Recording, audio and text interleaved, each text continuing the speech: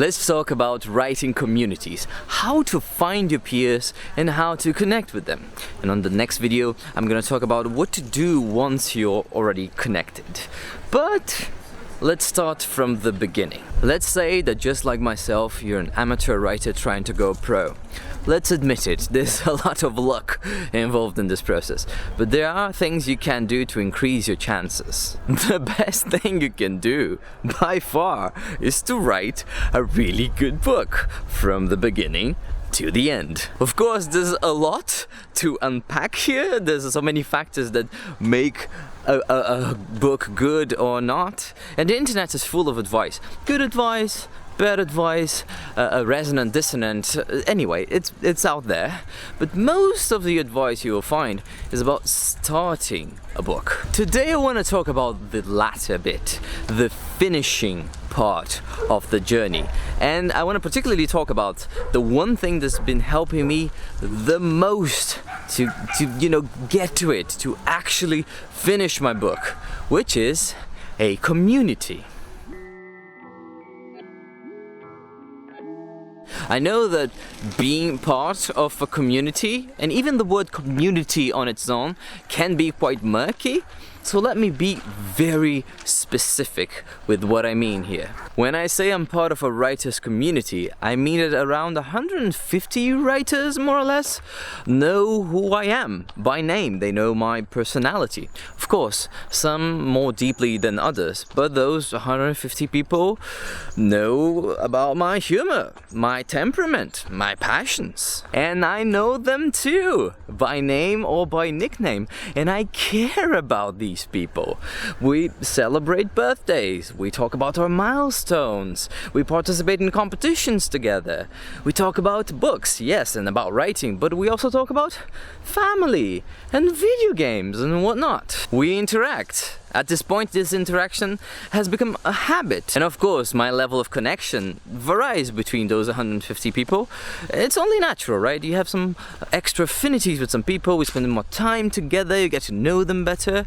And I can say now that at least 5 in those 150 people are my friends. Friends with a capital F. People who send me birthday gifts. People who spend a lot of time and love and attention when they're critiquing my work. And the other way around too, of course. People who I feel I can be honest with, even if what I'm about to say is not that pleasant. Enfin, people I care deeply about. Friends. And I gotta say, the majority of the benefits I get from being part of a writing community come from this very selected group of people. But also, of course, I wouldn't have gotten to know them if I hadn't interacted with the bigger group and formed bonds. And of course, some of the bonds end up being stronger than others. Anyway, we'll get back to the friends in the next video. For now, let's find our 150 writers. I remember being on the other side of this quest. I remember not knowing many writers at all and being very confused on where to find them. Here's what I did, and it worked. I first went to Reddit, because Reddit is a great place to find stuff. And I typed something like how to find writers. Eventually my research showed me that the easiest way to do that was via this app called Discord, which is a text and voice chat, not so different from Slack, but more gamer oriented, and also everything is kind of free. Cool. So I went back to Reddit, and this time I typed writers Discord server, and there was plenty of options. So I joined, I don't know, 6 or 7 of them. And I started interacting. I introduced myself. Hi, I'm new. This is who I am. Hello. I paid attention to what people were talking about. I chimed in conversations that I thought were interesting. It takes a little while to form connections, and I knew that already. I know that sometimes when the stars align, you have one conversation with someone and there's such a connection that's formed, but most friendships, most deep connections are not like that. So I just hung around, I showed up, I participated for a while, for a couple of months, and then the first friendship started to form.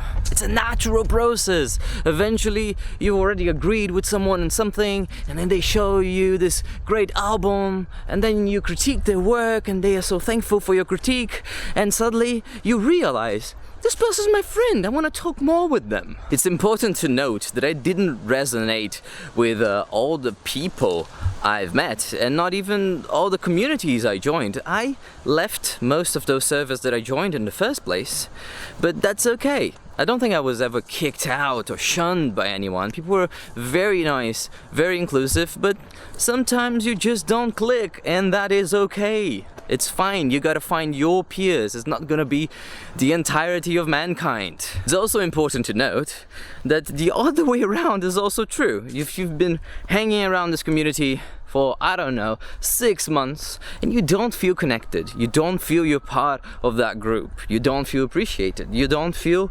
like you're inside the group, you're still on the fringes, then maybe it's time to leave. Maybe that's the one group you really wanted to be a part of. But if it doesn't click, it doesn't click. And that's that. And that's one of the advantages of the internet. There's infinite communities out there. You don't need any one particular community. Find another. Find your peers. They are out there. But you do need to explore. And you do need time.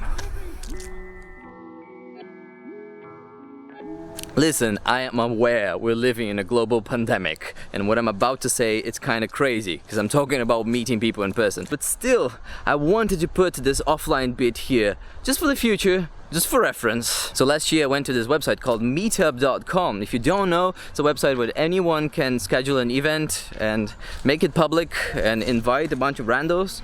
And randos, like you and me, can look for events by keyword and find communities. So I looked for the keyword writers, and I found a meetup group called Shut Up and Write, which was quite active. And I went to an event and I liked it. So I went again and again. And as it was a very active group and they had many weekly events, I started to go every week, at least twice. At first I went just for the community. I wanted to meet other writers. But eventually I noticed that my writing was better over there. The environment was so encouraging. I started to write better, started to write more. It's very, very different from Discord, but it also worked for me. I got to know many types of writers, screenwriters, and people finishing their PhDs, and people writing the memoirs for their entire lives. I think our youngest was 18 and our eldest was like 75. Those types of writing was so profoundly different from mine, and I had so many wonderful conversations just asking people about the processes and understanding how those different writing machineries, brain processes could work. I feel like I've been expanded by those interactions. Of course, this interaction had a much smaller number of people if you compare to my Discord experience, but there's something about the proximity. There's something about just grabbing a cup of coffee with people that Discord cannot really reproduce. So even though I had a smaller number, like a pool of people in this meetup experience, I also made great friends. I also found people I clicked with on a different frequency. Here, the most important factor is just to show up. If you want to really benefit from those little in-person encounters, you need to be present. You need to be recognized. And I started showing up a lot, and I noticed that I would benefit much more from that writing meetup than your average meetup show up from time to time participant. I showed up so much that people started to think I was one of the organizers, even though I never was. And indeed, in days that the organizers were sick or something, people would look to me for directions, and I would be like, okay, everyone, shut up and write, and in 45 minutes you will hear the sound of a duck, and this marks our first break, and then you can talk again. My duck got famous. My duck became a meme. The duck is inexorable. And just because I was so present, people started to get interested in me. People would come ask me questions that I wouldn't necessarily have the answers to, but it started interactions. I was in the middle of that community, and most people around knew what my book was about, for example. And because I was so much in my element, I started to take care of the newbies. I would see somebody alone in a corner not talking to anyone, and I would go there like, hey, Is it your first time? Are you new? Nice to meet you. Which of course for me, it was such a small act because you know, I was home, I was safe, but for them, interacting with a new group, not knowing anyone, it was so precious. So I also started to catalyze this community around me. I started to provoke conversations that I was not even necessarily a part of, but were happening because I made an introduction. And yeah, there was a bunch of writers who recognized me. And this is precious. Okay, so this wraps up this video. This is how I got to know all the writers I do. Online, via Reddit and Discord, and offline via Meetup and showing up a lot. In the next video, we're gonna talk about the next step. What do you do when you're already connected? What are the actions that are going to help your writing career once you already know those people, and especially once you have some writing friends, real friends, people you do care about? Because I got a couple of experiments that have been working. Yes! We're gonna talk about milestones and cheering for others and accountability pods. Accountability pods probably is the most important thing I'm gonna talk about, as accountability is so much better with friends. Oh my god. But anyway, that's for the next video. This video was sponsored by my first patron, Malkyo. Thank you so much. If this is your first time here, enjoy, have fun with the videos, have a blast. I hope you learned something. I hope you really have a good time. If this is your 15th time here, consider donating to my Patreon. I would love to make more videos. It's been hard these days with the financial pressures. If you find any cool Discord servers, let me know in the comments below. Maybe other people are also looking as well. And I'll see you next time. Ciao.